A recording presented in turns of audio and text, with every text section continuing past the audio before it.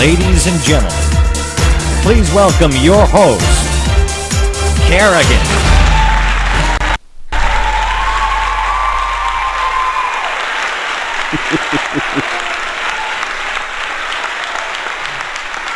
Hello everyone. Welcome to Witch Talk. Today is absolutely an amazing show. We have with us one of the most iconic men in the witchcraft in the U.S., and he wrote 60 books. It's amazing, and he has a lot of things to tell us about his books and his life in witchcraft and other things. So it's a fantastic show today. We don't have Witch Reads today with Indigo Estrella. She has Father's Day commitments, but she will be here next week. We have a lot of people on the chat room. I just wanted to welcome everybody. And also, if you do have a question on the chat room, I will just be more than glad to pass that to our guest when that the interview will begin. So don't be shy and just ask the questions. It's fine. Now I want to show you a couple of things here on Witch Talk, and you know how it goes. So first, I want to show you our website, Facebook page, and you can just like us on Facebook if you want to. You can also listen to Witch Talk directly from Ustream Live on our website on Facebook directly from here, so you don't even need to go out of Facebook to listen to us or watch us on Ustream.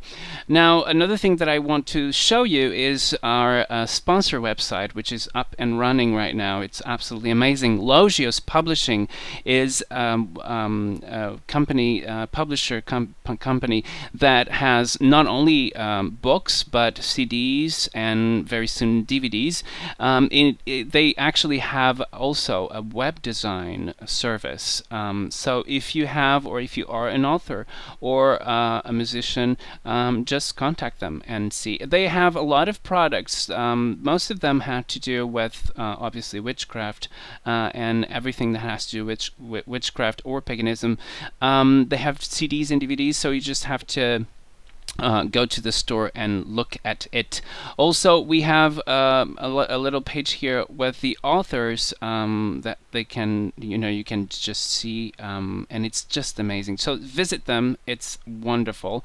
We also have a web page, and that's www.witchtalkshow.com, and it's amazing. It's very good. You can get everything from here, so you don't need to go anywhere. Just type in witchtalkshow.com and you will have access to everything you need from here, including our radio podcast. You know that every single show that we do, it will be turned into just a podcast, and that's a radio internet show. And you can actually go and subscribe to iTunes directly from our website also. You can read the Witch Reads in here also, and subscribe to our Twitter. So it's absolutely amazing. You can contact us also here. So I guess that's all it about all of these things, but let me just tell you exactly how you can contact Witch Talk. Here we go. So you want to know how to keep in touch with everything Witch Talk? Go to www.witchtalkshow.com and follow all the latest news. Listen directly to the show and enjoy it. If you're on the move, take Witch Talk with you by subscribing to our Witch Talk podcast on iTunes, or by following us on Buzzsprout Witch Talk site by going to witchtalkbuzzsprout.com. Don't forget to join us on Ustream Crowd. Go to www.ustream.tv/channel/witchtalk-show. Miss the show?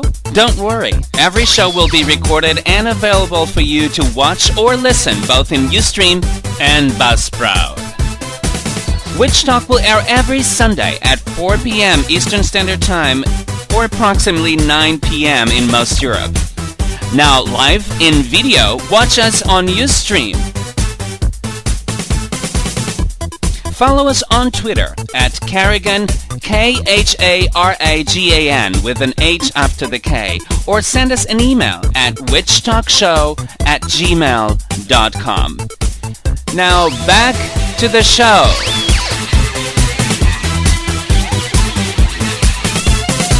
And back to the show it is. Here we are again with another wonderful show, Witch Talk, this time with a fantastic guest. And I'm going to actually introduce the guest now so that we can just go through it. Normally we will go to Witch Reads, but because Indigo Estrella is not here with us, I'm just going to make the introduction to our guest. So here we go. In 1962, Raymond Buckland came to the United States from England when he had written comedy scripts and was personal scriptwriter for the popular British comedian Ted Loon. Interested in the occult for over 60 years, in the past 40 years, Raymond has had well over 50 books published, both fiction and non-fiction, with nearly 2 million copies in print and translated into 17 foreign languages. He has received awards for his work, and his books are featured in several national book clubs. He has served as a technical director for movies, working with Orson Welles, John Carradine, Vincent Price, and William Friedkin, director of The Exorcist. Of Romani Gypsy descent, he is an authority on gypsies and have written several books on the subject. Raymond has lectured at colleges and universities across the country and has been the subject of articles in such newspapers and magazines as the New York Times, Los Angeles Times, New York Daily News, New York Sunday News, National Observer, Cleveland Plain Dealer, Look Magazine, Cosmopolitan, True, and many others. Recent works include The Spirit Book, Buckland's Book of Spirit Communications, Wicca for One, and the Buckland Spirit Board. Ladies and gentlemen, please welcome my guest today on Witch Talk, Raymond Buckland.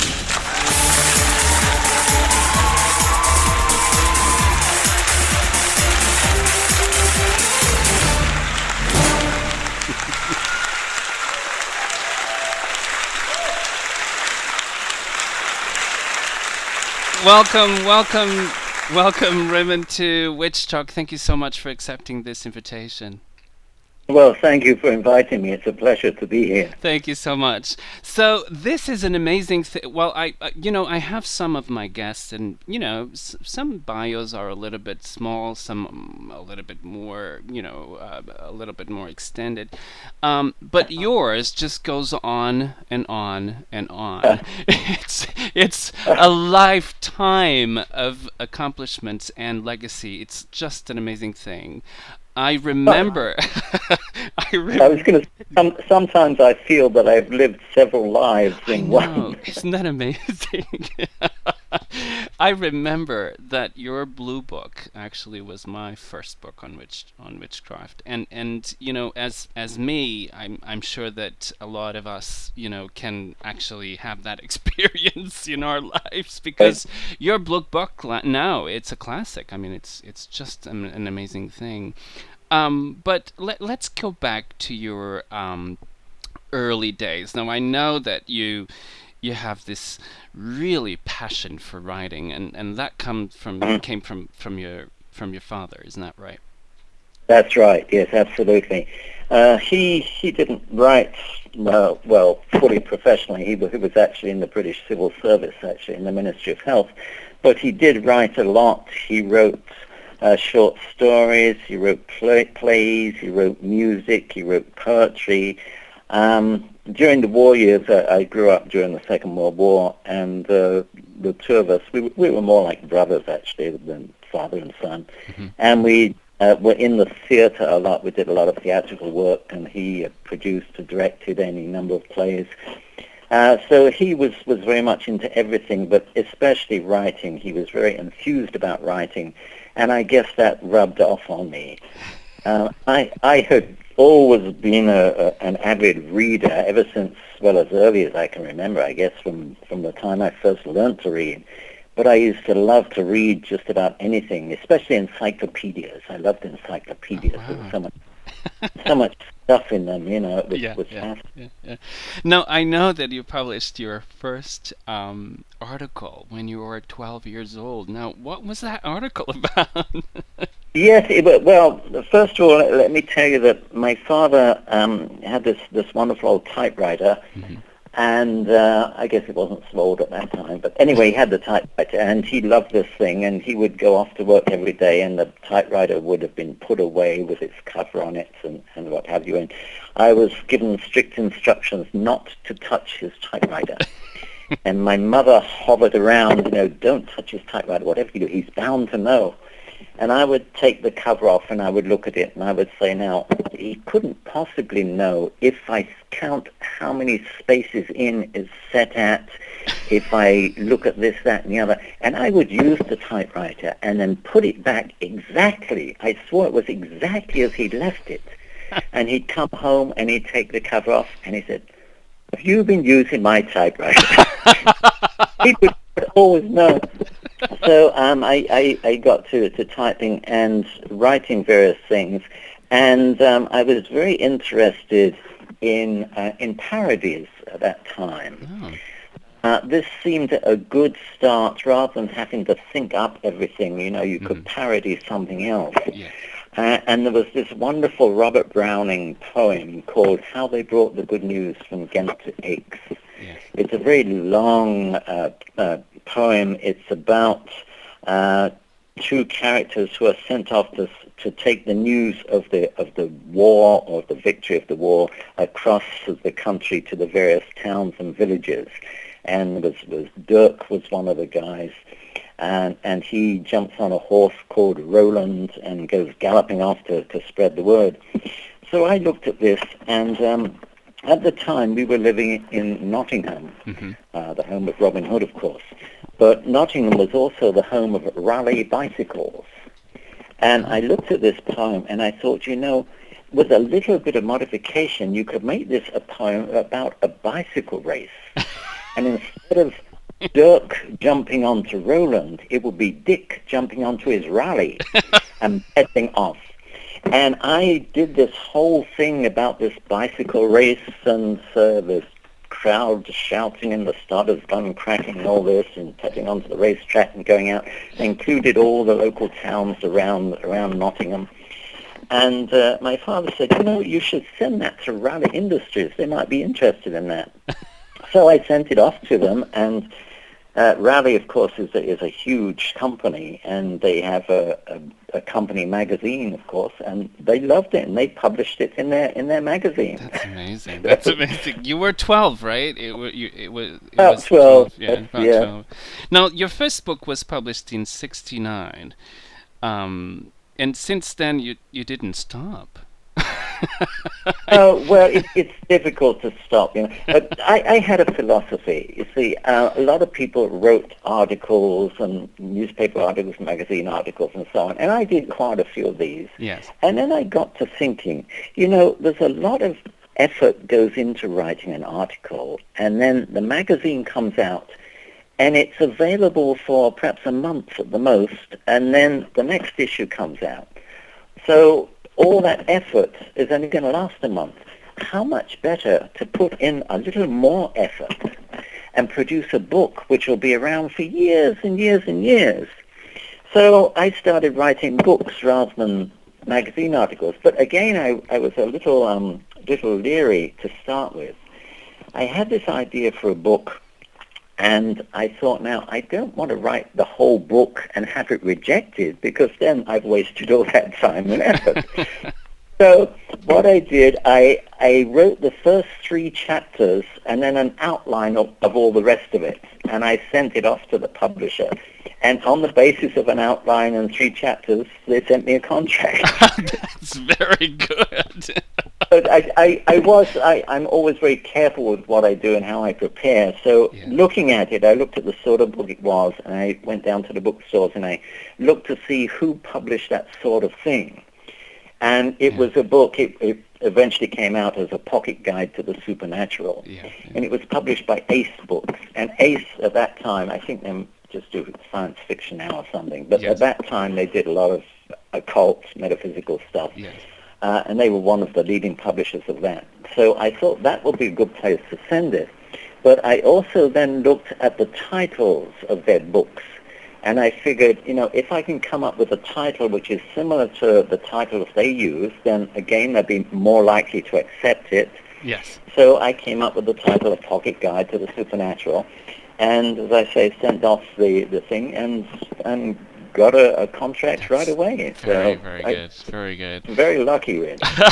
Well, I thought that it was skilled, actually. It was very cunning of you to actually approach it in that way.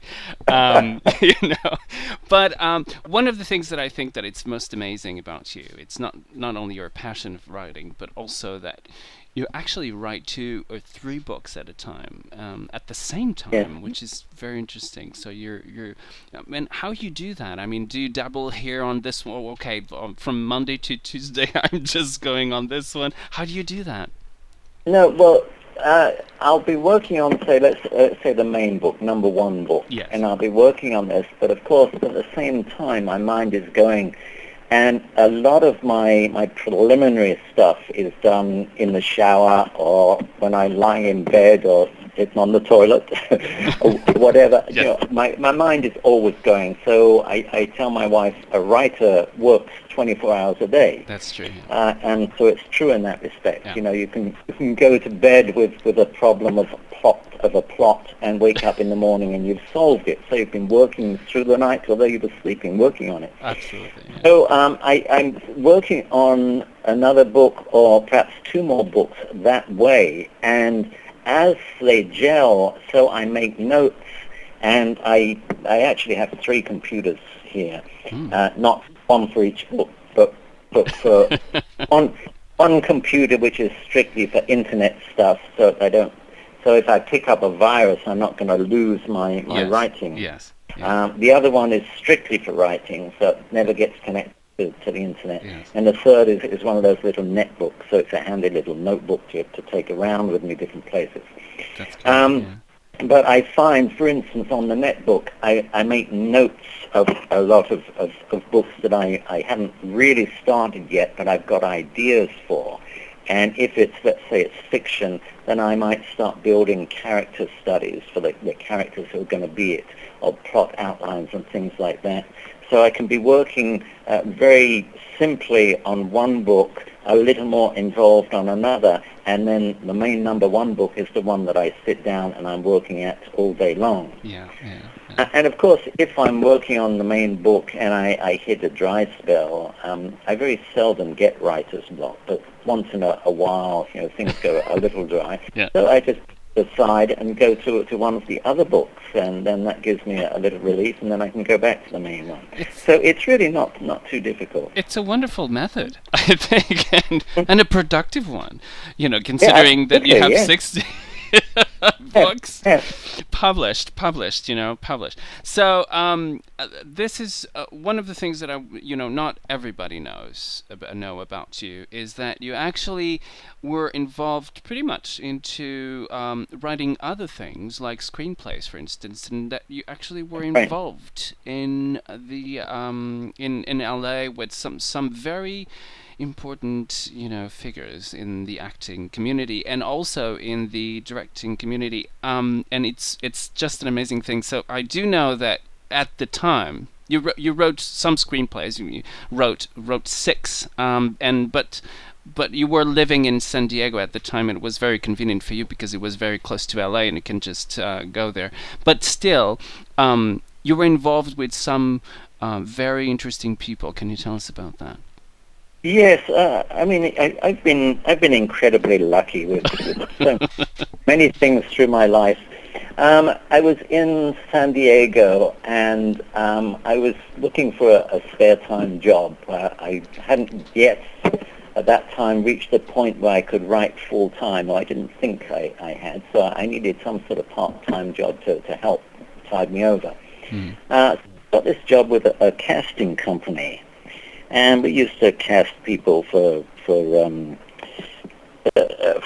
movies and for lost the word now. the advertising on TV, commercials. Commercials, sorry. yes, commercials. Commercials, things like that. And the guy who ran, he and his wife ran the agency, he happened to be the manager of the old character actor John Carradine. So John decided that he was going to move down. He was up in LA, just outside LA. He was decided that he was going to move down to San Diego to live with this couple. So I got to meet him, and we got talking about the theatre because I was so involved in the theatre back in England, and we knew several characters. I remember we spent about a couple of hours or so discussing Donald Wolfe. So Donald Wolfe was the biggest ham you've ever come across, and we had a lot of laughs over Wolfe.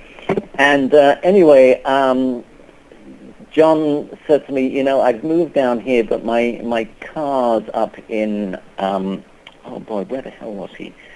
Anyway, he said it's up where it was, and I need someone to drive it down here. Would you do that? So I said, sure I would. So I flew up there, and there was John's vintage Mercedes-Benz convertible sitting there. So I happily drove down the shoreline all the way down to San Diego in John's vintage Mercedes. And from then on, I spent most of my time with John. I would take him out to get his hair cut or whatever, and run errands, and we would spend a lot of time together. We did some video together, interviews. John was getting pretty old at that time, and he did a cameo in Peggy Sue Got Married, which was a very good one. He did a number of cameos, but he was really losing his memory. He was having a hard time remembering lines, and of course his hands, I don't know if you recall or if you knew, but it was all crippled with arthritis. Yes. Anyway, I wrote this screenplay for him, and he loved it. It was a comedy called Positively the Last of Dracula. I thought about all these Dracula movies, which they always end up with Dracula being killed, but you wait a while and another movie comes along with Dracula, so he obviously hasn't been killed, he's still going strong. So I wanted this to be Positively the Last of Dracula. So it was a comedy, and John loved it, but he realized that he couldn't do it. So he said to me, you should send this to Vinny. So I said, oh, well, Vinny, of course, was Vincent Price. Yes. So John's good friend. So I said, okay. I said, do you have Vinny's address? So he said, sure. So he gave it to me. So I sent it off to Vinny. Well, a couple of weeks later, I was at home we had a condo there. I was at home in the condo in San Diego, and the phone rang, and I picked up the phone, and I said, Ray Buckland. And this voice asked for me, and I thought that voice sounded very familiar. So I said yes. He said, well, this is Vincent Price. And I almost dropped my teeth if I So we ended up talking for about 20 minutes, half an hour or so, about everything, about John first of all, and then about the screenplay, and then about just about everything. And I was able to say to him, one thing I was able to say was, I stood in for you some years back in 1972, I think it was. We had both been scheduled to be on the Virginia Graham show, which was a big national TV show, talk show in those days, back in the 70s. And there was a special Halloween edition she was having, and Vincent Price was going to be on it, and I was asked to be on it as one of the guests and various people. And it turned out when I got there that Vincent Price was sick, so he couldn't make the show. So I was very, very disappointed at the time. But Vincent Price had been going to do the introduction to the show, which was going to be very elaborate. It was going to be his voice, and then his face, just his face, and it would be sort of floating around the screen as he made the introduction to all the different people who were going to be on the show. Yeah. So since he couldn't be there, they asked me to do that. So there I was on the screen with my face floating around, standing in for Price. Well, all these years later, well, 10, 15 years later, in the 80s, there I was in San Diego chatting with him and telling him how I had stood in for him at that time, which he found very amusing. That's very He loved my Go ahead. He loved my screenplay, but he wasn't going to do it because by that time he had stopped doing that sort of movie, anything horror or even comedy, and was concentrating on his arts and the art world. So it didn't get done. I've still got it available if anybody's interested. Here we go. That was Vincent Price. That was one of the things. That's very interesting. Now you had another one for Dean and Right. yes, and then and he had it for a long time because he wanted to do something else. He wanted to direct at that point, and he held on to that. So can you tell us a little bit more about that story, which is very interesting actually? It's very there was first of all there was another screenplay which I did, which John Ford Coppola took and held on to for the longest time, but then finally decided not to do it. But yeah, with Dean Semler, Dean was a cinematographer, and he was the nicest guy. He's Australian. His wife Annie is a real bundle of fun. And we got to know each other because they were in San Diego filming K9, the comedy with, what's his name, John Belushi. And we went on the set of that and watched and had a good time. And Dean and I got to enjoy one another quite a bit. And he found out about my knowledge and interest in gypsies. Mm-hmm. And he was telling me that he was always doing this cinematography, and sometimes he was a second unit director, but he would love to direct a complete movie, just be the director rather than the cinematographer. Mm-hmm. So I said, well, why don't I write a screenplay about gypsies and see what you think of it, and perhaps you could direct that. So he thought that was a great idea. So we worked on it, and I was working on it with him. I would drive up to LA and we'd sit down together and we'd work on this. And we did this one particular weekend, and I think it was on the following Tuesday was the Academy Awards. And Dean won the Academy Award, won the Oscar as cinematographer for Dances with Wolves. Yes. He did cinematography for that. So the following weekend, I was up there again to work with him, and he had the Oscar there and what have you. So I've got these great pictures of myself holding the Oscar. So we did this, and we worked out we both thought was a very, very good script, and he was all set to find somebody and to direct it himself when he was asked if he would do cinematography for Waterworld. So he went off to do that, and then he got dragged into cinematography for Three Musketeers and various other ones. His most recent one, a fairly recent one, he did 2012. Yes. He's cinematography for that. So he's keeping very, very busy, but too busy to do any direction and to do my screenplay. Well, we never know. It's still there. Right. Absolutely, yes. So we just have to hope that it will slow down a little bit, and we'll have time for himself and to do his, what he wants. And, Perhaps one of these days I'll just do it myself. I'm just, at this point, I'm waiting for you to be in the Oscars, sitting in the front row, and then being nominated for the best screenplay. That would be nice. That would be very nice, actually. That would be very nice. Now, so this is the side of you that most of the people don't really know, because you're known in the pagan community or the occult community at large as connected with witchcraft, with spiritualism and spirits and and everything, but not really screenplay or right. or all of that. But it's very interesting. Now, you did introduce Wicca in the United States in 63, 64. Right. which is a very interesting story that I would love you to talk about that, because we want to know a little bit of Ray out of all of Sure. this, and it's very nice. So we know that you actually met Mr. Gardner, Right. and it was I'm sure an absolutely amazing experience. Can you tell us a little bit more about that, please?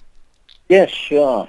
I had been interested in the occult generally for years. I guess around about the age of 10 or so, my uncle, my father's brother, he was a spiritualist, and as I say, I was an avid reader, and he loaned me a book on spiritualism, and I absolutely devoured it and found it fascinating. Went back to see what else he had, and finally read all the books he had, so I then had to go down to the local library and worked my way along the shelves from spiritualism into ghosts and ESP and magic and witchcraft and the whole thing. And this interest continued over many years. When I was first married, or just before I was first married, we would get together, some friends, we would get together every weekend and have Ouija board sessions and work with spiritualism, and then other weekends we would research what information we got. And time went on again, and at some point, I forget just exactly when, I came across the late Dr. Margaret Murray's books, which were the classics, I think, Witch Cult in Western Europe and The God of the Witches. Yes. And reading those two, I was absolutely fascinated, and I thought that she really had something in her theory that witchcraft had actually been a pre-Christian religion rather than just the anti-Christian manifestation that the church offered it to be. Mm-hmm. So I was fascinated with this, but it was some years later when Gerald Gardner, Gerald, of course, was the first person to write about witchcraft who actually was a witch. So his books, whether or not one cares for Gardner or not, or what he did, he is the most important figure, to my mind, in modern-day witchcraft and Wicca, insofar as he was the first one to write about witchcraft as a witch and to bring it out of the closet. So he wrote Witchcraft Today in 1954 and The Meaning of Witchcraft in 1959. And these two books, I read them just after they came out, and about the same time I reread Margaret Murray's books. And those four books together really made a big impression on me. I thought to myself, this is what I've been looking for, although I hadn't realized that I'd been looking. But it really struck home, this is what I want. It's different. It's not Christianity. It makes a whole world of sense. It's tied into nature. It deals with reincarnation, which I certainly believe in. So much of this, it makes sense. I would like to be a part of this. So I wrote to Gerald Gardner, at that time care of his publisher, and happily his publisher forwarded the letter to him, and Gerald wrote back. And we built up a correspondence, and it eventually got to the point where I said that I definitely wanted to be a part of this. I wanted to be initiated into the craft.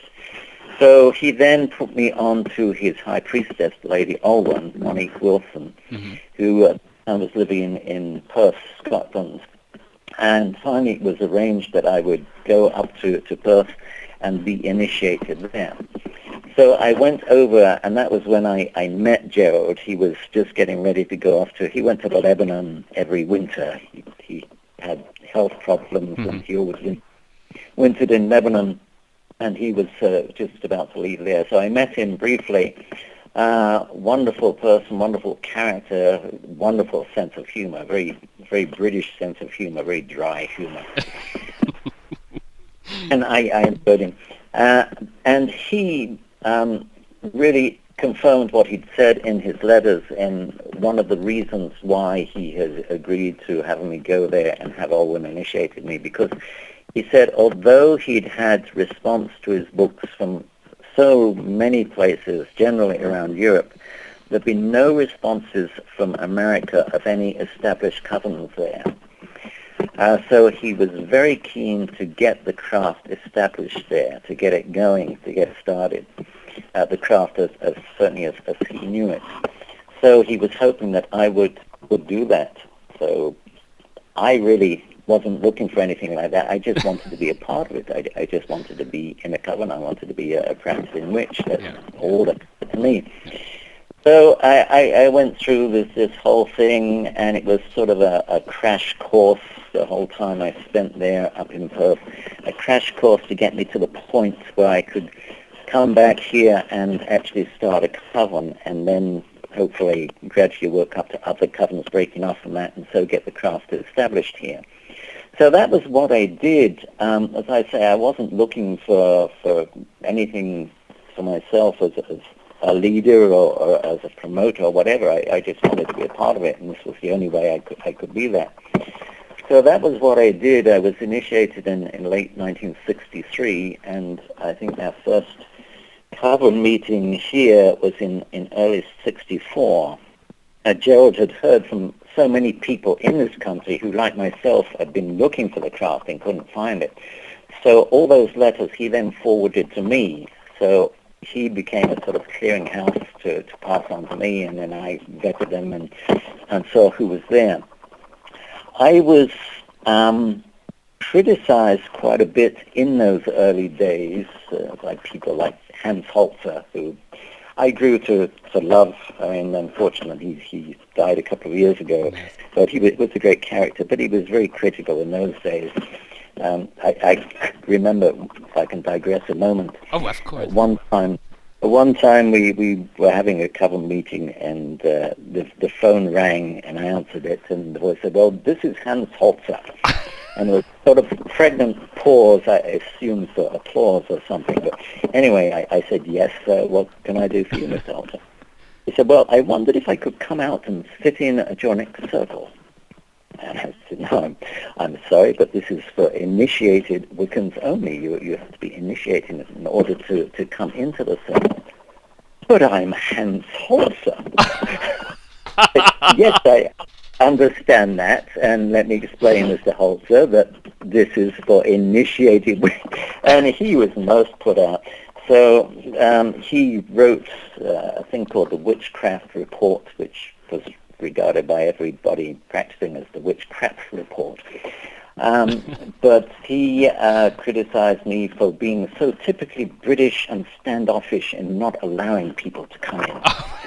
But it wasn't that. It was that I was taught that you don't just bring in anybody who wants to come in. You need to vet them carefully, just as Gerald and Owen had vetted me. You need to know that they're right for the craft is right for them, that they are sincere, they're not looking for sex and drugs and things like that, that they're absolutely right. And the usual waiting period, of course, is a year and a day before you would get initiated. So I was trying to follow these guidelines and getting the coven going, get it on a firm basis. And meanwhile, there were people like Hans running around, stamping their feet and saying, "We want in, we want in." And there were a lot of people who were dedicated and who should have come in, but it just wasn't possible to bring in everybody from all over the country. What happened there is that a lot of people, finding that it took time, incidentally, we did eventually speed things up. We realized that we would just have to. But there were a lot of people who got so impatient, and they thought, well, we have seen the movie Rosemary's Baby, so we know what witchcraft is. We know what it's all about. I'd have seen the movie or read R11's book, and they picked up books on ceremony and magic and what have you. So there were all sorts of spurious covens springing up who really didn't know what they were doing, or were part Satanism, part ceremonial magic and what have you. So again, this meant that we had to go forward a little faster than we really wanted to, in order to put out what we felt was the authentic version of the craft. Yes. Yes. So that was how we got started, and from there we gradually spread. We were able to get other covens established up in Canada, down in Louisville, Kentucky, New Jersey, places like that. And so we got it off to a start. But as I say, initially I wasn't looking to be the father of American Wicca or anything like that. You certainly are, and I must say now, Happy Father's Day. Thank you. Thank you. From all of us. Thank you. So, how come my son hasn't called? I don't know. That's another story. Yes. No, I'm sure that you've seen everything, concerning the changes in how witchcraft. I mean, well, first of all, let me just brought this up because, people that are really not into what we would call, the Americans sometimes call it the British traditional witchcraft, or sometimes Wicca. Because and people in the UK sometimes don't really understand this because they really don't, they don't understand why do we have to call it British traditional witchcraft. Well, it's really a mean to actually be precise about what we're talking about, because Wicca took so much, the other directions that that it's not really what it was in the beginning when you started, for instance, and when what Gerald did and all of that. So sometimes we have to be precise about this. And there was this guest that I had in the show in the other day, and he said, there's Wicca and there's Neo-Wicca. And I said, well, that's a very good way to put it. Yes. Yeah. So I know that you talked about this before. It was not addressed as Wicca at all. It was just witchcraft, and we were just witches. There was nothing like Wiccan or whatever. Absolutely, yes, and this went on for some time. When Gerald wrote about it in Witchcraft Today, the meaning of witchcraft, he used the words witch and witchcraft. I think he only a couple of times mentioned Wicca in those books. But we were talking about witches and witchcraft, and this is what it was. This is what I was initiated into, and this is what we talked about. It was later, as the years went by, that people said, those wanting into the craft or coming into the craft said, we have such a negative connotation with the word witch and witchcraft. Why don't we change the name? Well, I heard this for a long time, and Gerald had heard it as well. And I went along with Gerald's feeling with this. That was that, okay, if we change the name, let's say that we call ourselves the tree huggers rather than the witches. How long is it going to be before somebody stands up and says, hey, they call themselves the tree huggers, but they're really witches? So it will defeat the object. So why not? Much more sensible, to my mind, was to educate people as to what witchcraft and what witches really are, what we really do, what we really believe, to educate people rather than changing the name to try hiding who we were. Yes. So there was this sort of, it wasn't really a battle, but there was this dichotomy going on for some years, those who wanted to be called witches and witchcraft, and those who wanted to use the word Wicca. Somebody latched onto Wicca. Yeah. Let's call ourselves Wiccans. Let it be Wicca. Yeah. And this went on for a long time, and then gradually it came to be where the religious side of it, the worshipping the old gods, the observing the old Sabbaths, etc., this was regarded as Wicca, and was tied in with Gerald Gardner, although, as we've said, he really didn't use that term, tied in with him, and anything else like spells and magic and what have you was labeled witchcraft. I still basically believe that early form, that Wicca and witchcraft to me are exactly the same thing. But this is the way it seems to be turning out, that Wicca is the Gardnerian form, witchcraft is the magic and spells. Now, there's a lot of little nuances here. A lot of our fluffy bunnies, well, no, I shouldn't use that term, a lot of our young people who want to get into this, want to get in for the thrill of it, for the fun of it, to call themselves witches. And they want to get in so they can cast spells and work magic. Well, if you just want to cast spells and work magic, then you're a magician. It's a practice. It's not a religion. Yes. So you're a magician. You don't need to call yourself witch or witchcraft or Wicca or anything. You're a magician. But anyway, this seems to be the way a lot of them. So what has become witchcraft is now aligning very much with what in the old days back in England was hedge witchcraft. The old knowledge of herbs and of working magic and of the cunning man's way of doing things, bypassing the tie-in with the deities, with the god and the goddess and the Sabbath rituals and what have you. But now you mentioning neo-Wicca. Isn't that good? That's a good... It's good. I mean, but obviously every 10 years or so we're going to have a new neo-witchcraft. New neo-witchcraft. And yes. And things will change again a little. I'm waiting for the neo-witchcraft.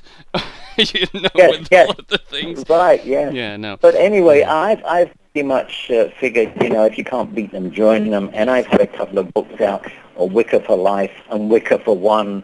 Just join them. And in the books, I try to explain my feelings about the words Wicca and witchcraft. Yes. But, whatever turns you on, whatever makes you happy, that's fine with me. I wouldn't say this is the true label, this is what it has to be. No, it's what works for you. That's what matters.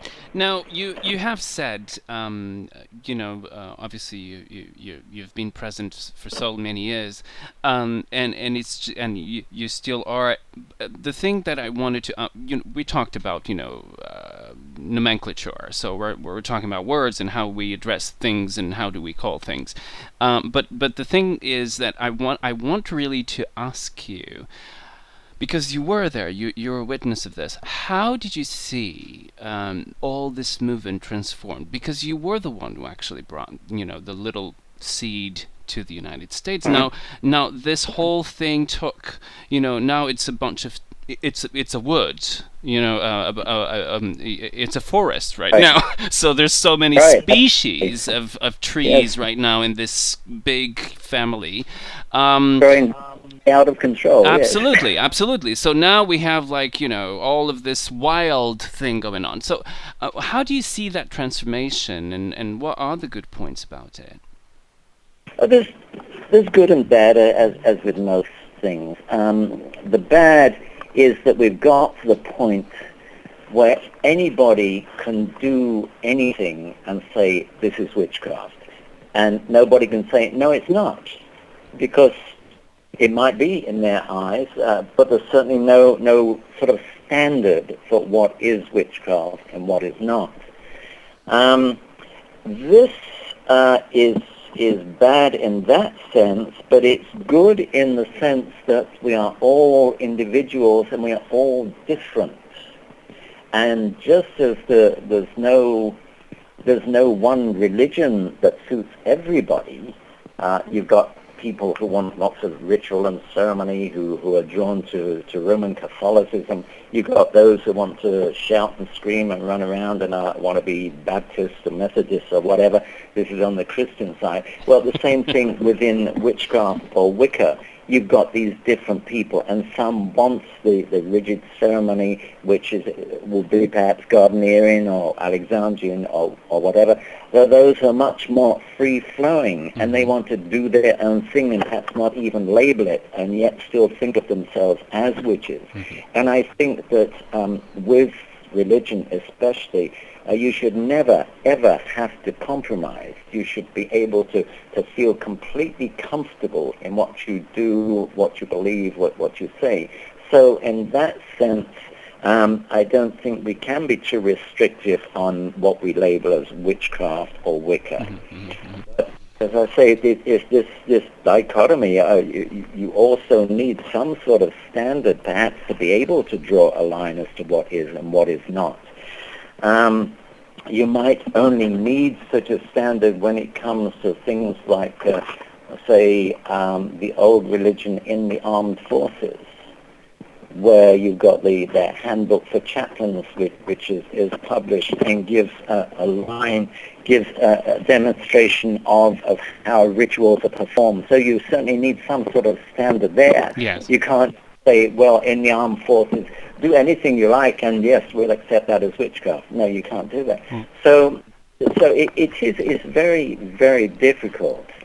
The old English traditional witchcraft, I feel is, and I may be completely wrong here, I feel is close to the Gardnerian, but probably before Gardner took hold of it. Mm-hmm, mm-hmm. As we know, was brought up in the coven with led by old Dorothy Clutterbuck. Yes. And when he sort of took over, when she died, and he was allowed to publish their rituals, then he took their book and he looked at it and he said, well, I can see over the years how certain things have got missed out, have got left out. And I can see where certain things have been brought in which don't belong here, things from ceremonial magic, for instance, which really belong here. So he tried to bring that into line with the way he thought it should be, and this became labeled the Gardnerian witchcraft. Yes. This is form. This was what I was originally initiated into, and which I thought was the witchcraft period at that time. Yes. Over the years, I've learned otherwise. But, before Gardner, with old Dorothy Clutterbuck and other covens that were actually still in existence around the country, this is your old British traditional witchcraft. Yes. And it may vary from, say, the southwest of England in Devon and Cornwall and Somerset, may be completely different from up in Northumberland or in Wales or whatever. It's all British traditional witchcraft, but it can vary quite a bit. So labels are so very difficult, and yet that's necessary in so many ways. Well, it's a regional, thing. I know that, for instance, I have a friend of mine who, I'm originally from Portugal, and I was born in Lisbon, and I have a friend of mine. She's actually a Gardnerian high priestess, and she works very much with the Iberian tradition, which is an autochthonous, indigenous tradition of Portugal, and the Iberia. So the Iberia will be Spain and Portugal together, and right. And it's very interesting because it's exactly what happened in these indigenous traditions. Is that you have a certain region of the country or of the territory that has certain procedures and certain even gods that they actually worship, right. And then you go to south or north or whatever, and it's completely different. Although all of that it's indigenous, and traditional, but they are various ways of and it varies a lot. So it's characteristic to something that it's indigenous. So it's absolutely amazing. Right. Yeah. So this is one of the things that you said once in an interview with someone in the witch school was that we have lost the borderlines of what witchcraft is and it's not. Mm-hmm. And do you still feel that way, or do you still feel, or do you feel now that some boundaries were actually created now, or lines were defined, or are we still working on that? Well, I think lines were defined, obviously by Gardner as an example. Yes. They were necessary at that time. Now, I think we've outgrown that. I don't think many of those borders, those lines are necessary, and yet there is still this sort of basic outline that we need, this foundation, if you will. Yes. It's like we can take a general foundation and we can build any sort of structure on it, but we've got to have that foundation. Absolutely. And we might say, okay, everything we're going to build will be rectangular. So we need a foundation which is rectangular. and you can build anything you like, 1 story, 2 stories, 3 stories. You can do whatever, so long as it fits on that foundation. And this is the way Wicca has become, witchcraft has become. But you've got to have that foundation, that basis. And if you're, as I feel you need to be, if you're really calling yourself witchcraft, if you have a religious foundation there, whatever you call, whatever names you use for the deities, then you have to have that basic, acknowledgement of the changing of the seasons, and again, whatever you might name the Sabbats or the Esbats, it doesn't matter, but you have to acknowledge that there is this change of seasons which is universal, so you've got to have that basis, that foundation, but what you do around that foundation is entirely up to you. Yeah. So now let's talk a little bit about your legacy, your books.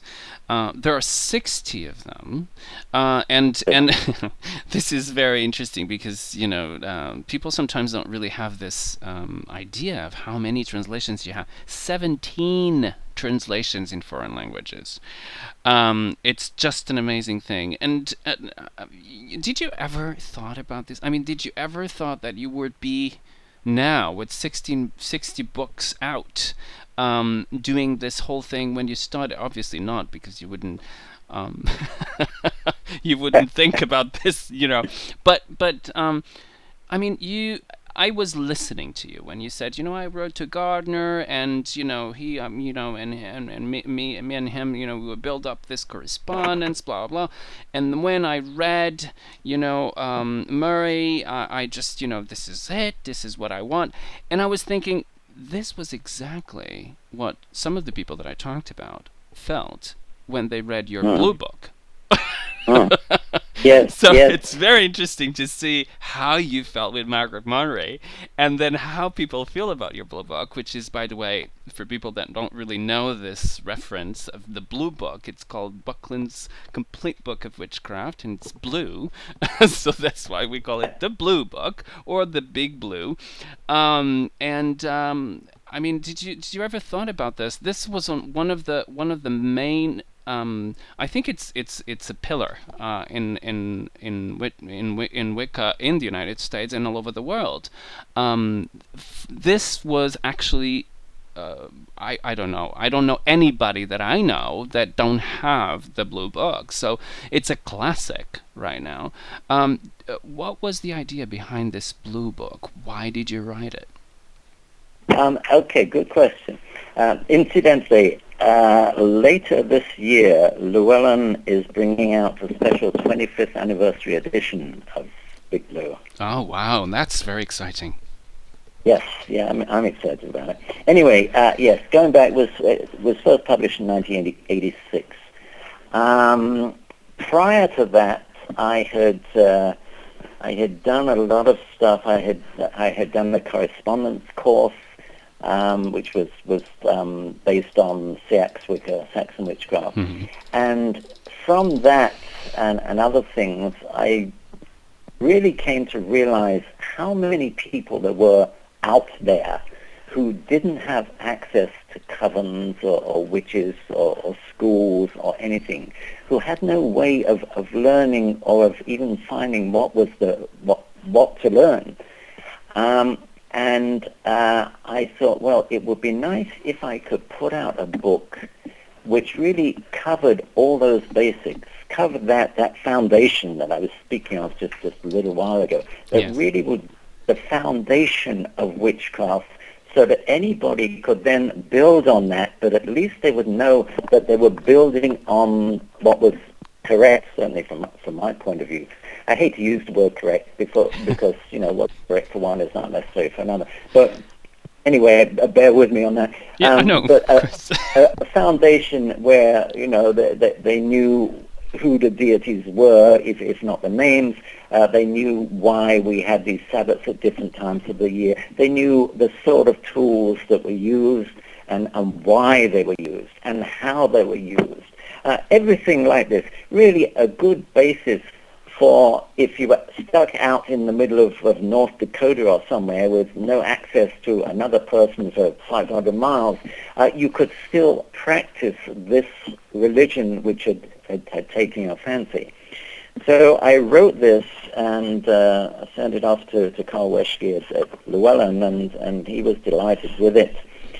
And it's gone through, it's been revised and expanded, and as I say, there's a new 25th anniversary edition coming out. That's great. But it has gone around the world. I've encountered, if only through Facebook, second and third generation families, people who have gone by Big Blue. That's amazing. I must tell you this. I am, or so I've heard from more than one person, in some part of South Africa, I am a god, believe it or not. Wow. Apparently, some years back, a few years back, South Africa, some part of South Africa, they were against any sort of witchcraft, anything on witchcraft coming into the country. That's true. All books of witchcraft were banned. Well, apparently, somehow, a case of Big Blue got into the country. I don't know whether it got in just before the ban or what, but some smart bookseller got these and started selling them under the counter, and it was sort of a black market, a book on witchcraft, and people would pay through the eye teeth or do anything to get a copy of this. So I became the god of witchcraft in South Africa. That's amazing. Available, and I've been invited to go and speak in South Africa and all over. There's a big following I have in Peru, in Russia, actually, in Australia, all over the place. All over the world. Let me just say this. Yeah. So it's very gratifying because I never really, my wife will tell you that I never really think about the effects or anything like that. I just write because I enjoy writing and because I've got something to write about, and in the case of Wicca, certainly information that I wanted to put out, but without really thinking twice about just how big an effect it can have on other people. No, it does. Yeah, it does. It does very much. I remember, I mean, I was in Lisbon at the time, and I bought your book in very little of this friend of mine, the Gardnerian High Priestess. She has a store in Lisbon, and you know, you are, or the book, the Blue Book was one of the books that, and I went there and I heard about Wicca, and I just went into the store. I never walked in, and I just walked in one day and I said, I want the 2 best books that you have on Wicca. And she said, well, here's the Blue Book and here is Doreen Valiente, and those were the 2 books that I actually read. Great. And side by side, and yours was the first actually, and it shapes people, and it's absolutely amazing. It inspires and really it's still today. I mean, when people ask me, and there are people on the chat room that actually said this, and they can testify that it's true. What book should I read first? And I always said the Blue Book, because it's really a foundation, as you said, and it's an introduction to witchcraft, which I think that it's absolutely amazing. Well, I'm glad that you didn't call it the complete book of Wicca, but yes, that's very good. Now, you had the Big Blue, and you also have another big, that we call it the Big Red, which is red, obviously. It's the same kind of cover. It's called the Book of Spirit Communications, and it's absolutely amazing. Now, this takes you back full circle, doesn't it? It does, absolutely, yeah. And so when we think about you talking about your uncle and going back, when he lends you this book on spiritism, and then you go back to his library and read everything that he has about it, this book brings you back home again. Right. So yes, absolutely. What was and I'm the pretty story happy about behind it. What was the story behind this book then? I've always had that interest in spiritualism, and it's come and gone over the years. And then I'm trying to think of dates, probably in the 1880s sometime, I decided to write a book about spiritualism, and I wrote one called Doors to Other Worlds. Yes.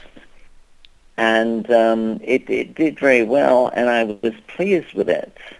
And then I was asked, some years later, I was asked to expand it. And somebody at Llewellyn suggested that we reformat it along the lines of Big Blue, so that rather than being in the form of chapters, it will be in the form of lessons and with exercises and the whole bit. Yes. And I thought this was absolutely a wonderful idea, so I did that, and that became Big Red. But by then I had really got back into spiritualism anyway. There's a wonderful place in upstate New York called Lilydale, and it's about 130 years old. It's the oldest and largest spiritualist community in the world. Yes. It's in effect, it's a village of spiritualists. Yes. A village of about 300 houses, I guess. They have their own post office, firehouse, and everything, and hotels and what have you. And everybody is a spiritualist. Well, I had been. There's a funny story actually goes with this. I had been doing some witchcraft conventions, if you like, things down in New Orleans for 2 or 3 years in a row. And there was a good friend of mine there with whom I often stayed when I went down there, yes. Named Louis. And he was a great jazz man. And I was staying with him, and we just finished this witchcraft affair, and he said, "What are you doing when you go home?" I said, "Well, actually, it's great. I'm going home, and then I'm going on for a week at this spiritualist community in upstate New York." And I said, "It's going to be so great because nobody will know me there. I'll be able to sit back and relax. There's a workshop I want to take, and I'll just be one of the people in the workshop, and it'll be great." So off I went, and I drove from home here. It's about a 4.5-hour drive from home here. So I drove there, and I pulled into the gate, and it's a gated community, and the guy at the gate said, "Raymond Buckland?" I said, "Yes." He said, "Oh, would you sign this book for me? I've got one. I saw you were coming." So I signed it. I went on to the hotel. I went into the hotel, and the lady behind the book said, "Oh, Raymond Buckland, would you sign this book for me?" So I did that, and I went to the workshop next morning, and I came back to the hotel to find a note waiting from the guy who was the program organizer, asking me to call him, and he wanted to know if I would do some workshops the following year. And I haven't looked back from then. I said, "Yeah, I'll do workshops, but I will not do witchcraft workshops. I will do spiritualist workshops." Yes. And I've been doing workshops there every year since this year. The next Sunday, a week today, I'll be doing the sermon in the assembly hall in the auditorium at Lilydale, and in August, I think July, August, I'm doing 2 different workshops for them there, and I'll be doing another sermon as well. So I go there probably half a dozen or so times a year. I love the place. It's one of these places where the moment you go in through the gate, it just sort of hits you. This is the most wonderful, peaceful, tranquil, gorgeous place in the world that you could ever be, and it's one of those sort of places, and I just love it. And so I've definitely come full circle, getting back to spiritualism now. Absolutely. No, I'm showing, as you are talking, I'm showing the website and some of the features that they have and some of the things. It's just an amazing. But you begin to talk to tell the story, and I just knew where it's going to go. I just knew it. I knew it. No, this is something that when you just talk about going into your local library after you read your uncle's books and read you began in spiritualism, and then you went to ghosts, and then obviously witchcraft and all of that. Right. Now, it's very interesting to think that people can actually do that, but they will find your books in that bookshelf. Yes, absolutely. It's very interesting. It's very interesting. Now, it's. Let me just talk about another book. I mean, let's finish about this red book. This red book is written in the same way as the blue book, and it's lessons, so it's not really chapters, it's lessons. And one of the things that I really like about both of these books is that in the end you have some questions to just check how you're doing. I mean, are you really understanding what you're saying or what you're reading? So it's very, very good. It's called examination question. It's very interesting. And some people don't like this. Do you know that? Some people don't like, why am I being... Well, they can ignore it. Just don't rip the page, but just ignore it. That's right. Yeah. But some people say, why am I being questioned? Well, just ignore it, okay? Just go ahead and read the rest of it. It's just an amazing book. Both of them are I think, classics. Thank you. Classics. Now, one of the things that when I read your blue book, and this is my story, we're doing my show, so I guess that I can tell my stories also. When I was reading your book, your blue book, I read everything. And I think that everybody does this. I mean, when you finish the book, you think, I just want a little bit more of it. So you go in and read everything. And there is this section, I think it's an appendix that you have in the book, that it talks about the various traditions there are. And there is this mention of this man in Scotland that does, Scottish witchcraft, but that he is not. He's very, very old. He's not accepting any students, blah, blah. And that was one of the things that really got my attention.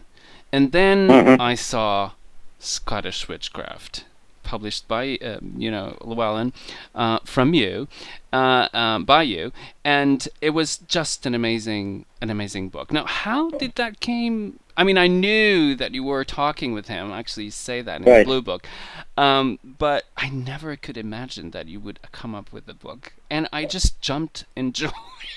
It was very embarrassing, let me just say this, in the store when I just grabbed the book and I screamed of happiness. So it was very embarrassing.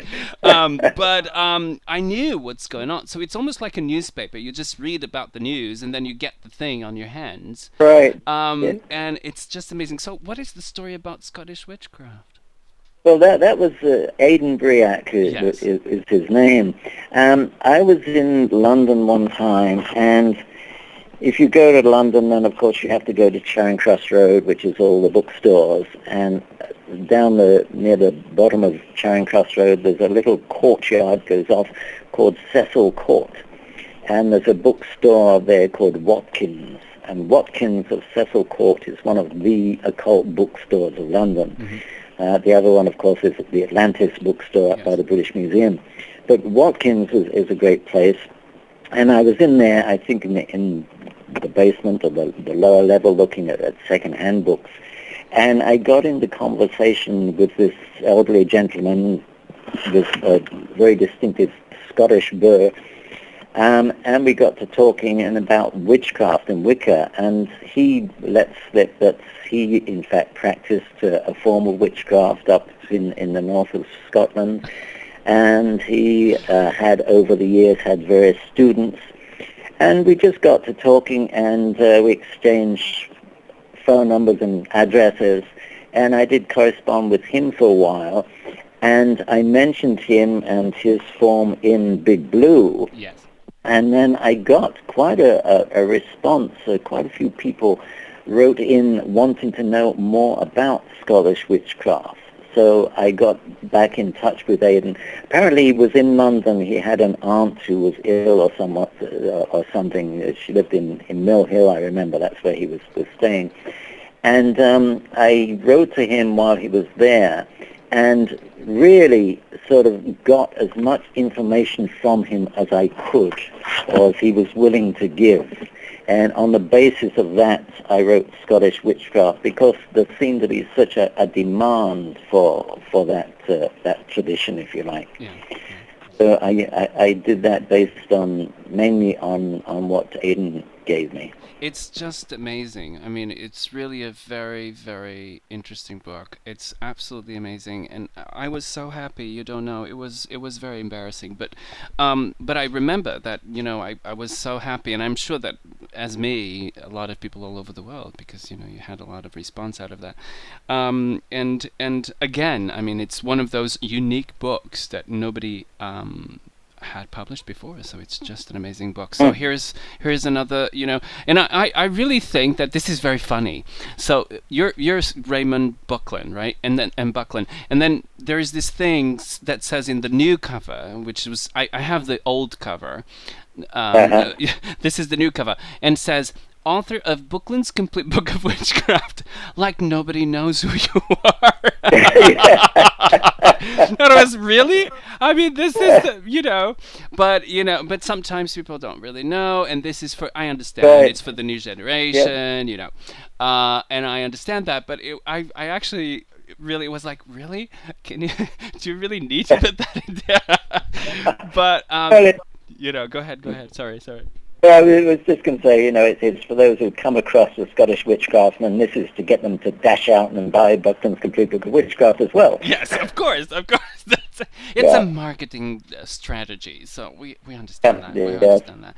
Now, another book that I wanted to talk about is the Wiser Field Guide to Ghosts. Now, again, here we go again. We go back to your spiritualism kind of, part when you started, and it's absolutely amazing. It's a book that it's really, I don't think that there is anything like it, really, because you just cover so much, and it's really almost kind of a dictionary of ghosts, apparitions, spectral lights, and other haunting stories and legends.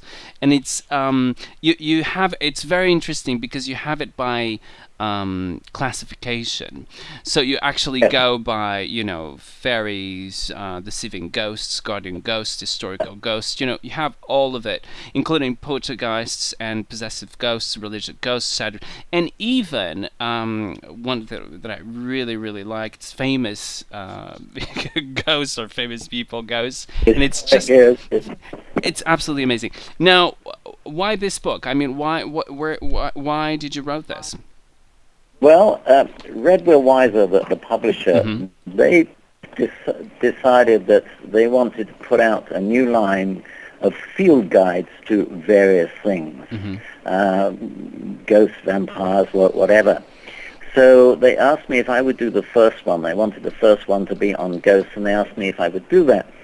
The thing was that I was restricted to, I think, 30,000 words, which is, you know, minimal amount. I mean, I've got the witch book, my 3 different encyclopedias that I did, each of them 250,000 words. Yeah. So to do just 30,000 words, well, this is the sort of thing, going back to what you said much earlier, writing 2 or 3 books at the same time. This was the sort of thing, when I was asked to do that I thought, oh, I can do that while I'm doing something else, while I'm writing something else. So anyway, okay, a book on ghosts, but like a field guide, and they really didn't give me any outline as to how they wanted it set up or anything. So I thought in terms of field guides to birds and things like that. So I thought, well, first thing to do is to list all different ghosts, as many different sorts of ghosts as I can find.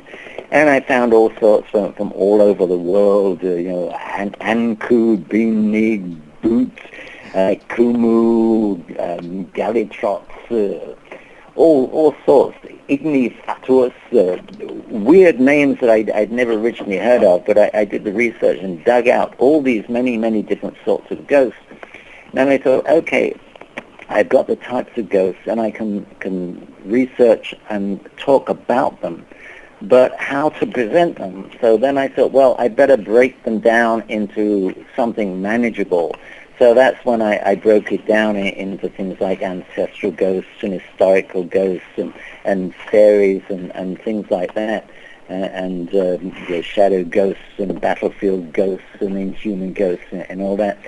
So that sort of gave me the contents and also the types of ghosts.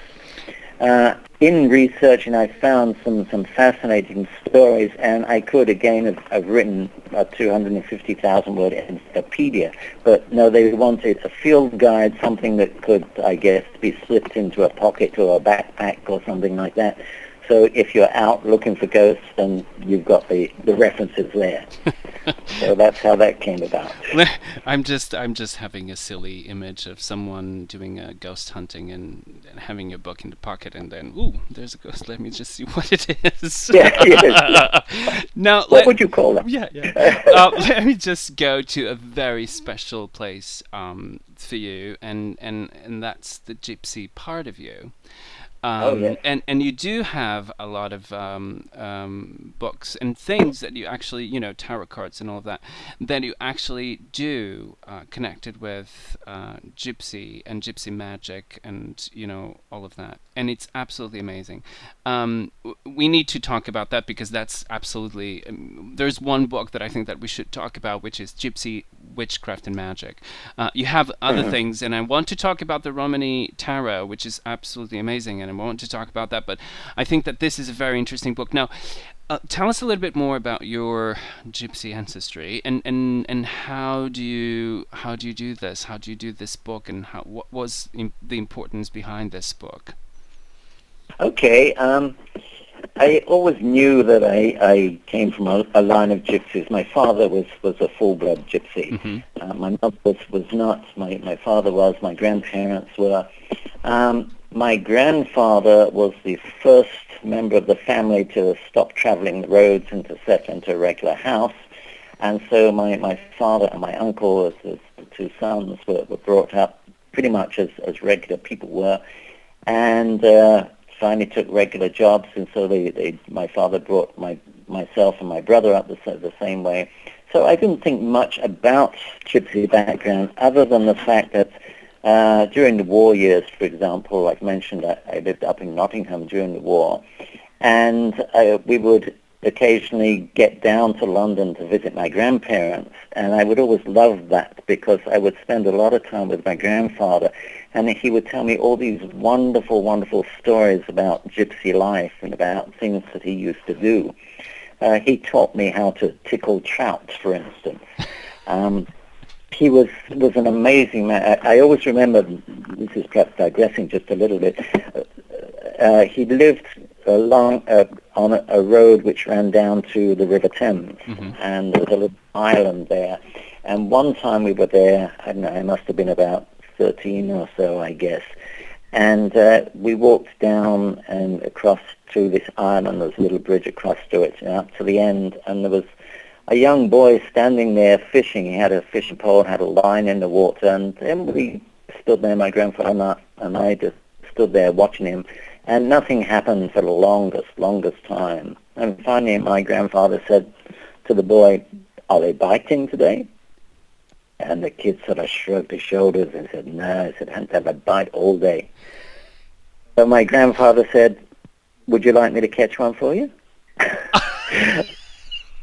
So the kid sort of looked at him as though he didn't believe what he was hearing, and gave him the pole, and within 5 minutes my grandfather had caught a big fish. How the heck he did that? I mean, how can you do that? I don't know. But anyway, that was the sort of man he was, and I found him fascinating. That's amazing. So anyway, this was the background. So I had these stories, and eventually over the years, of course, my grandparents died, and my father died. He died in 1959. And in the 1980s, I was asked to write a book for the world on divination, various forms of divination. And I suddenly thought to myself, it would be fun to write a book on the different ways that gypsies tell fortunes, on Romani divination. So I did a little research, and I got in touch with my mother, who was back in England, of course, and asked her about family things, and spoke with some Romany friends I have still over there, Pete Ingram, who restores gypsy vardos, gypsy wagons, and I got a whole lot of stuff together, and I did a book called Secrets of Gypsy Fortune-Telling. And it went very well, and it covered a lot of unusual grounds. And at the ABA, or at that time, the ABA, American Booksellers Association, has been since renamed the BEA, the Book Expo America. But it's the big national trade show for publishers and booksellers. It's not open to the public, but all the publishers from the all around the country, and many from foreign countries, will have booths there exhibiting their latest books and what they've got coming up and what have you. Mm-hmm. And they'll have authors there doing particular things to draw the booksellers to their booths, because all the bookstores send people there to get orders, to make orders for what's coming up. So anyway, Llewellyn asked me if I would go there and read tarot cards or something to publicize the Secrets of Gypsy Fortune-Telling. Yeah. So I said, sure, I'd be happy to. So I thought about it, and I thought, my grandmother, I don't remember ever seeing her without a deck of cards in her hand. She used to read cards for everybody. She played cards, but she read cards. If the milkman came to the door, she'd pull him in and read his cards, and the mailman would read his cards. And she just loved to read cards. Now, in those days, back in the 40s, 50s, even in those days, it wasn't easy to get tarot cards, to find tarot decks. And what many gypsies would do, they would take a regular poker deck and use that as the minor arcana. And then they would cut pieces of card the same size, 22 of them, and they would draw their own pictures for the major arcana and put them together to have a tarot deck. Well, I remember some of these pictures, some of these drawings on my grandmother's deck. They were wonderful pictures of horses and harness and vardos and things like that. And I thought to myself, if I'm going to go to the ABA and read cards there, wouldn't it be fun to reconstitute my grandmother's old deck and actually read a gypsy deck to publicize this book? So I spent a lot of time. I could remember perhaps half a dozen of the cards, the pictures on there, perhaps a few more, 8, 9 cards. So I drew those, and then I dug into, I've got things like bound copies of the old Strand magazine from 1896 through 1904, where the original Sherlock Holmes stories appeared, as a matter of fact.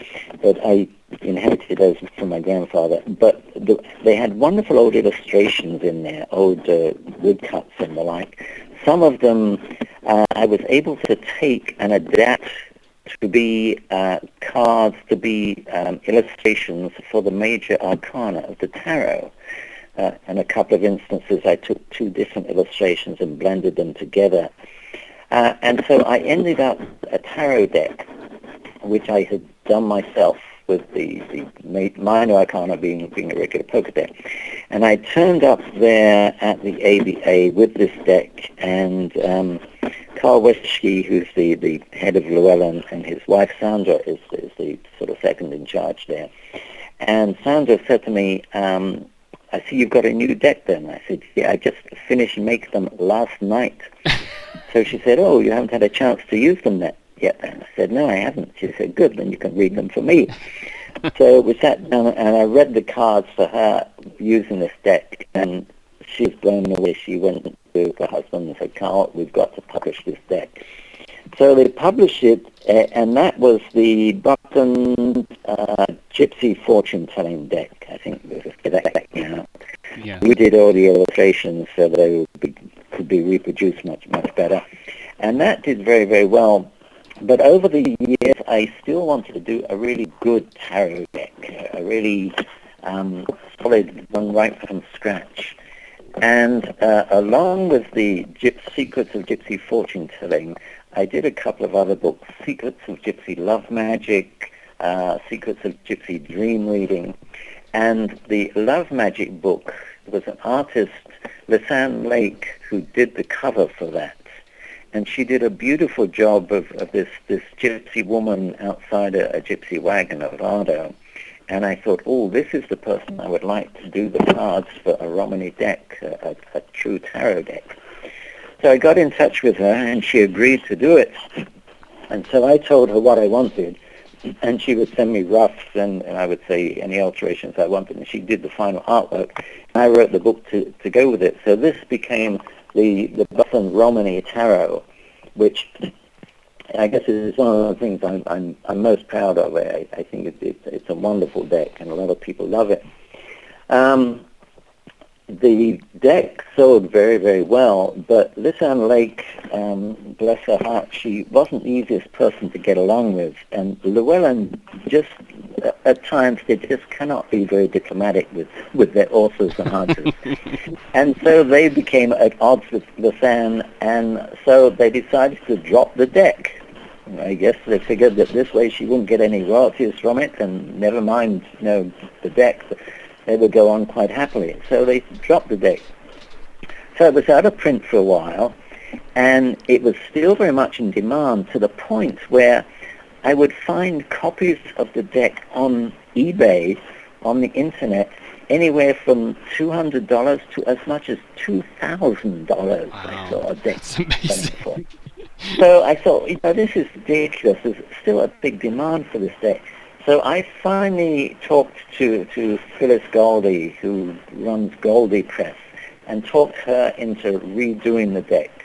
So it's once again available from Goldie Press, G-A-L-D-E, the book and the cards, and in fact it's a little better insofar as where originally the illustrations in the book were in black and white. Phyllis has now got the book with the illustrations in the book in color, as well as the cards, of course. And it is, I think, if I say so myself, I think it's an absolutely gorgeous deck. It's absolutely beautiful. It really is beautiful. And Ray, we have your photograph on the video, and we have right beside you, we have the Romany Tarot cover. So people are actually, as you are talking, they're actually looking at it. And it's absolutely beautiful. It's gorgeous. Sometimes when I have tarot decks and card decks or oracle decks, I can't find a YouTube video that I can actually plug in, and as you talk, I can actually show the cards. But I didn't find anything for you for the Romany Tarot deck. I would love to, but unfortunately we don't have it. We just have it the cover of the the book and the deck, and it's absolutely gorgeous. And while you were talking, I was showing people all of the things they were talking about. The original book that you invited her, so it's kind of like a whole thing. You will see it later, so it's very interesting. Now there is another book that I wanted to talk about, and that's the Gypsy Magic, Witchcraft and Magic. Now, is this after? This is after, right? Yes. It's a little while after. I don't know off the top of my head the date that came out. Gypsy. Let me see. 98. 98, yes. 98, yes. Yeah, that's it.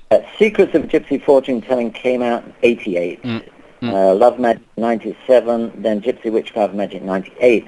Yeah, I had really got captivated by the gypsies. As I say, originally I hadn't thought much about my background, but when I started doing the research for Gypsy Fortune Telling and contacted my mother and started getting stories of the family and started remembering things, and I went back to England a few times to see my mother, and got together with Pete Ingram and other gypsies, and it really captured me back into the fold, as it were.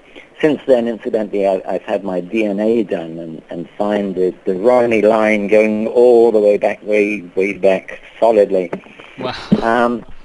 Anyway, I thought that it would be fun to do a big book about the gypsies. First of all, giving some of the history of the gypsies and what had happened to them. So many of the recent books on gypsies focus on the plight of the gypsies, the terrible plight and the abuse they suffer, which is all absolutely true, and it needs to be focused on. But I think we're losing sight of the fact that in the old days, they were a colorful, they were a happy, they were a joyful people, and I didn't want to lose that aspect of them. Yes. And that's one of the things I wanted to bring out in the tarot deck as well. But anyway, I wanted to do this larger book which would deal with the history and then look at the ways that gypsies did magic, because they were very much folk magicians. They were very much like hedge witches. They did a lot of magic, a couple of different ways of working. But I won't get into that because we could spend the whole evening or so talking about gypsies. But anyway, I wanted to do that. So I did the book of gypsy magic, and we got some wonderful illustrations into it, some great photographs and what have you. And that was in print and did very well for a while. And then, I don't know what it is about Llewellyn, I guess I shouldn't say anything bad about them, but they've gone through periods.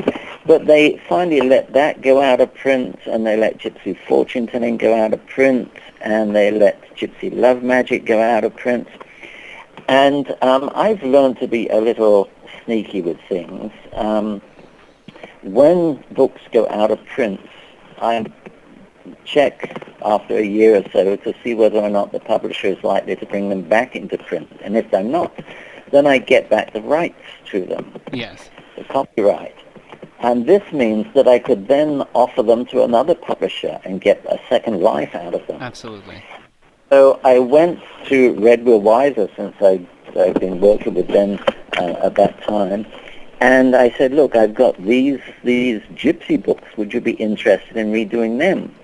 And they looked at them, and especially at Gypsy Witchcraft and Magic, and they thought there was some great stuff there. And they said, hey, what we would like to do is to take all three of these books and sort of put them all together and reconstitute them, revamp them, put a whole new format, and put out a new book with bits and pieces from all of these, and perhaps some new material as well. So they did that, and I think it was just last year, let's see, 2010. Yeah, they brought out Buckland's Book of Gypsy Magic, Travel Stories, Spells, and Healings. And this is just that. It's got a lot of that Gypsy Witchcraft and Magic book in it. It's got a lot of the Fortune Telling book, the Love Magic in it. And they've done a beautiful job. I'm, again, very, very pleased with what they've done. So that's out there now, sort of taking the place of Gypsy Witchcraft and Magic. Let me just comment on your fantastic photograph that you have of yourself in this website of Weiser. It's wonderful. It's a black and white, very beautiful photograph of you in, I think it's period clothes, because it looks like this 19... in Victorian. Yes. Yes. 19th century, yes, clothes. At Lilydale, upstate New York, once a year in July, they would have a Victorian weekend. In fact, they would have a Victorian seance. And they would have 22, I think it was 22 mediums, and I was picked as one of them, as a matter of fact. And each medium would have a table with 6 people sitting at it. And it was all conducted as though it was a Victorian seance, and they would have Victorian singers there as well, and entertainment, a Victorian tea afterwards. But the Victorian weekend was a big deal, and the mediums, the first year it was just the mediums dressed in Victorian dress, but it caught on in subsequent years. Everybody going there will be in Victorian dress. So that was the Victorian dress that I had. It's very, very nice, very nice. Now, we're looking at another book of yours, and this is something that you go out of, what we would call traditional witchcraft into something that is called the Saxon witchcraft, and you actually published it in Weiser as Buckland's Book of Saxon Witchcraft, and you have actually created a tradition around this. Can you tell us a little bit more about that?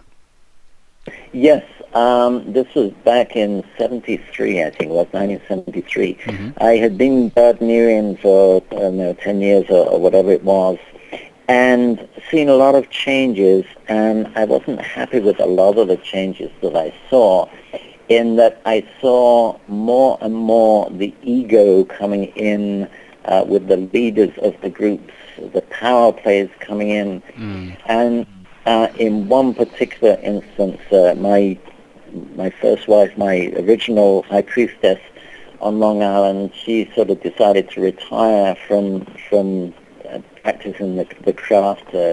Actually, we divorced anyway, and she remarried, and so she was going to follow a new path, as it were. So she wanted to hand over the coven to one of the coven members. And this particular woman, the only way I can describe it is that she seemed to go berserk. She decided that she wanted to become the most powerful high priestess in the country, with more covens than anybody else, more garters on her, more buckles on her gartered belt than anybody, and everybody kowtowing to her. And traditionally, you only bring somebody up to the third degree when they're ready, and when they're ready, a woman is ready to break away and form her own coven, and she copies the whole Book of Shadows and takes it with her. Well, this woman was giving different versions of the Book of Shadows, of her Book of Shadows, to different high priestesses. I started hearing about this sometime later when priestesses would come to me saying, look, I met so-and-so who's another Gardnerian high priestess, and we compared Books of Shadows, and they're not the same. What's going on here? And I finally had to get together with them and have everybody bring their Book of Shadows back into line with the one that I had got from Gerard Gardner himself, because this woman was, I think she did more harm to the craft than the whole of Christianity ever did to it. Oh, God. But anyway, I saw this, and I saw this not just with her, but with others. The Yes. ego was there, the power play. Yeah. And it got too much for me, and I thought, enough already. So I had, as I said, divorced, so I was no longer leading a coven anyway, and I had got a new wife, and I was moving up to New Hampshire, and I thought, this is the time to make the break, but I don't want to leave the craft, but I know enough about the craft. I know the foundation, again, I know how it's set up, that I could put together a tradition which is not Gardnerian. I had taken the Gardnerian oath when I was initiated, and I was not going to break that no matter what happened. Yes. But I could start a new one. I could write completely new rituals. I could have a new pantheon. I thought, I come from England. Saxon would be a good background, so that the Saxon deities might be a good one to build on. So I could build a whole new tradition, but it would be new, but with that Saxon background, so you've got some sort of foundation there. Mm-hmm.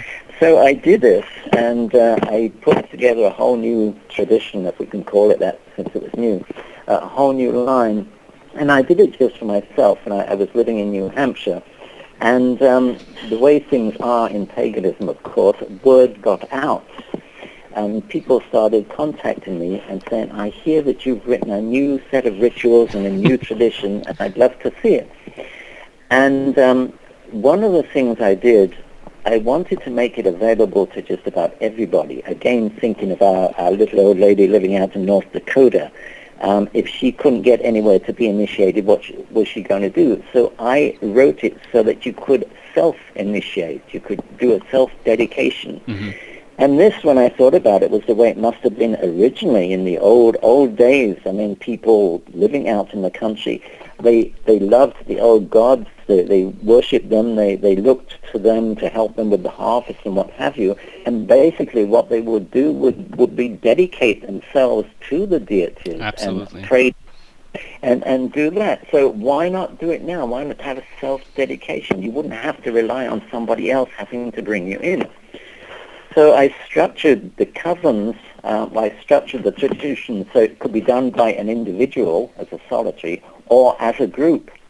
Now, in order to get around the ego trips, I decided, right, the ego trips comes from the power play, the power structure, generally based on degree systems, where somebody becomes top dog and then becomes the dictator if they're that way inclined. So to get over that, I had a structure where you could have a coven, a group, and you always need a leader to lead rituals or whatever. So you would have a leader who, let's call high priest or high priestess, and it could be male or female. But they were only in that position for a year and a day, the traditional time period. At the end of that time, then a new leader would be voted in. If the original one had done a good job, then they might well be voted in for a second term. But somebody else might be voted in, and especially if the first one had done a lousy job. But it also meant that everybody had the chance of being a leader and seeing what responsibility lay in that position and getting the experience. So it became something where there was no possibility of power play, where you could have self-dedication, where it was a completely new set of rituals. I went through, my life has followed Gerald Gardner's in so many ways. One of the ways was that when he put together the Gardnerian Book of Shadows, he found things which he felt didn't belong there, and he threw out, and things which he thought were missing. Well, I did the same sort of thing. Looking at Gardnerian, I thought, there's some things about Gardnerian which are not right to my mind. Things which I don't think necessarily belong there. For instance, the wand. I mean, the wand does the same thing that the Asami does. They both can be used interchangeably. So why do we need both? I think the wand came in from ceremonial magic. I don't think it's necessary. So in Saxon witchcraft, I don't have a wand. I just have the Asami, which is called Osiris. Looking at Gardner's rituals, I followed the Sabbats very happily for so many years. But when you sat down and looked at them, there was one, I think it might have been the Yule ritual, the Yule Sabbat, but it may not have been. But looking at it, there was nothing specific to that date about it. You could take that same Sabbath as written and perform it at one of the other Sabbath dates, and it would fit because it wasn't specific to Yule. So I thought, no, the Sabbaths have to focus on that time of year. The Yule Sabbath has to focus on Yule. The Beltane Sabbath has to focus on Beltane, and so on. So the rituals, the Sabbats I wrote for Saxon were very much focused on the times of years. So these were some of the differences that I had, some of the things that I felt needed to be changed. So as I say, I had done this, and a lot of people heard about it and wanted copies, and I was happy to let people, if they felt this was something that would be good for them, I was happy to let them have. Until I heard that somebody had got a copy of my complete Saxon thing and had turned up in England and was trying to sell it to a publisher as his own work. Oh, so no. I thought, well, I've got to put a stop to that. So I went to Weiser's, to Don Weiser, who I've known for years, and said, look, would you be interested in publishing this? And he said yes, so he published it as a tree, the complete book of Saxon witchcraft. So that was how that started. And now it's, for a few years after that, I got some criticisms of people who said, this is just made up, it's not authentic witchcraft. And I thought, well, no, but if you look at 90% of Gardnerian, it's not authentic. It was put together by Gerald and Doreen Valianti, and, it dates back to the 1960s, 1950s, if you like. So mine was perhaps 20 years younger. Over the years, though, Saxon witchcraft it's got a huge following in Peru. There's a following in Russia. The Saxon covers in Japan. There's CX Wicca, Saxon witchcraft around the world now. And as I say, there's only like a 20-year difference between that and Gardnerian. But I still occasionally come across people who say, yes, but it's not really authentic. Oh, please. I know. So what do you practice? Oh, mine's eclectic. Really? You get somebody doing eclectic, taking this and that from here and there, and then saying, no, Saxon's not authentic. It's just ridiculous. I know.